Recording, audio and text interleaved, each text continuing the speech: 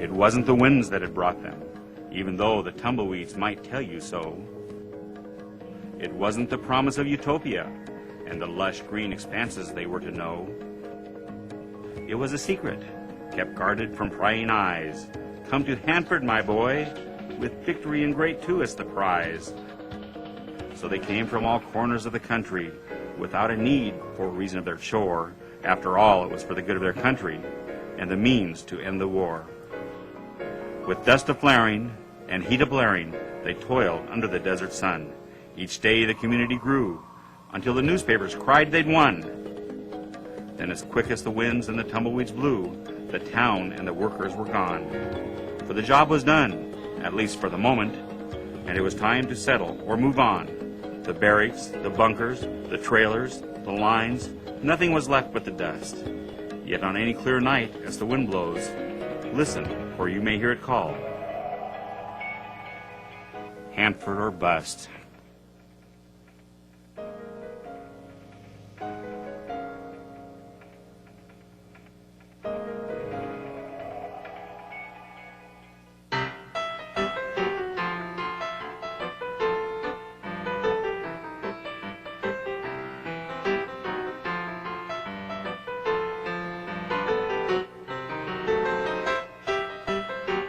The cherry blossoms had fallen earlier in the month, and talk of this year's harvest filled the small town. Pop English's drugstore was a welcome stop for the area children, happily purchasing a bottle of orange crush before making their way home for evening chores. Orchards stretched to the Columbia River, and the chalk-white cliffs signaled to travelers that home was nearby. It was as if Norman Rockwell himself had used the small town of White Bluffs for his inspiration of Americana. But the future of White Bluffs and its neighboring town of Hanford was far from serene.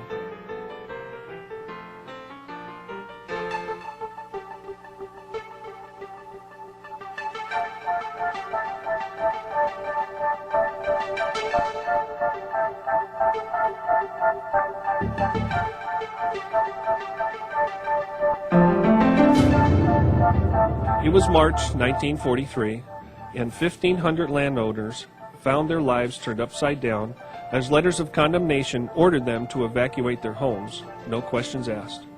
Their Eastern Washington utopia was needed for a top-secret government project essential to the war effort. Residents of White Bluffs, Hanford, the town of Richland, and even a tribe of Wanapum Indians were evicted in the name of the Manhattan Project. Most residents had 30 days, some as few as 2, to pack up their households and find other accommodations beyond the boundaries of the newly established Hanford Works Project. At first, many residents fought back, refusing to leave the land they had worked so hard to develop. But in the end, only the tumbleweeds were allowed to remain.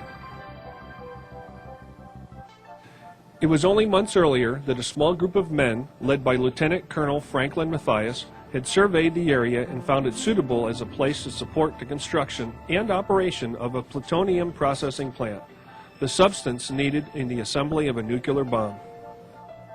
It was the abundance of water, the vast open spaces, and the availability of inexpensive energy that attracted the men from the Manhattan Project.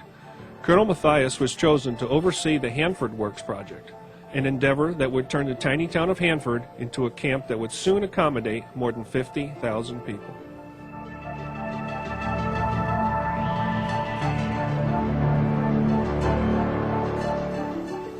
They came for the water, they came for the land, they came for my home on which it would stand.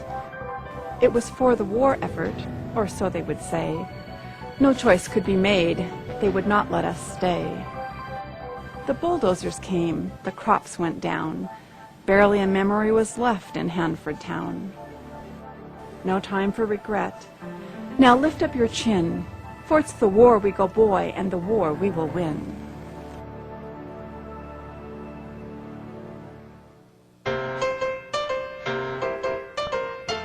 It was determined that a temporary camp was all that was needed. The only permanent structures were to be the processing and production plants. Barracks were built for the men and women who streamed into Hanford with promises of high-paying wages. They were segregated by gender and race, with the women's camp under 24-hour guard. Smitten couples were reduced to holding hands between the fences.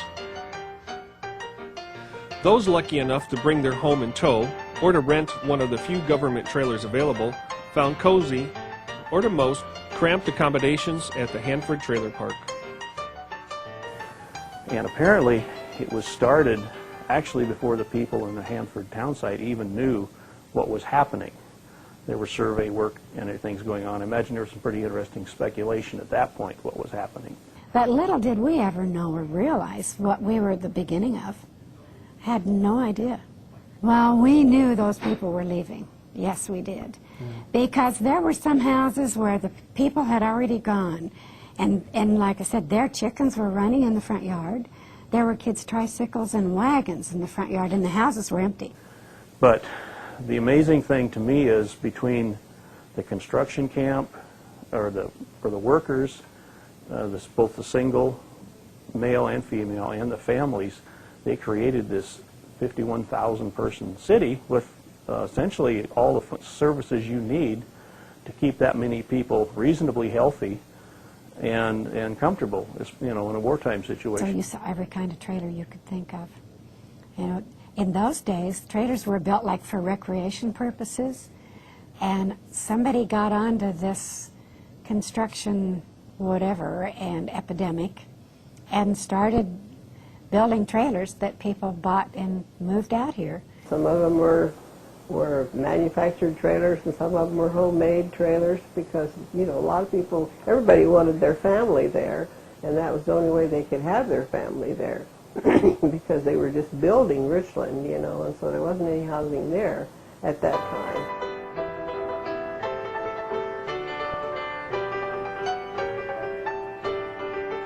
These tiny trailers provided the only equivalent of normal family life in the construction camp. Families who lived in the trailers had the reputation of being the most stable in camp. Other camp occupants seemed to line up for their final paycheck every time the wind blew. The conditions were demoralizing: scorching heat, blowing dust, and long and arduous work hours. But the workers knew they were there for a purpose. It was a project to help win the war, even though only a tiny select few knew what they were actually building at this top-secret government project.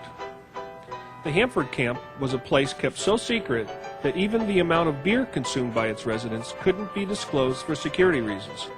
Speculations abound, as most deduced it was a poisonous gas plant, or perhaps a sandpaper factory, since it seemed sand was in abundance. One thing that we all had in common at Hanford was drilled into us from day one was security. Oh, yeah. And everywhere you turned, they'd have different logos and signs. And we didn't know what was going on, but we were warned not to talk about it. If anybody asks you, what do you do at Hanford? Well, I don't know, I just work. Nobody knew what to say anyway, because it was so hush. No one Nobody knew. knew. It was just such a different thing. Of course, I'd come from Tacoma, and it's crowded in Tacoma, but then there was streets and sidewalks and everything, and there wasn't in Hanford. They had some boardwalks down, like in front of the stores, but there wasn't sidewalks. And the buses ran all the time. The buses kind of ran in a circle all the time, and the trailer camp was on one side, the barracks were over on the other side, and then sort of in between was where the commissary was. Well, we all wondered what we were doing, but we were told by the government, you know, this is for the good of the country, and we were all for the good of the country, you know, and so we were willing to do it.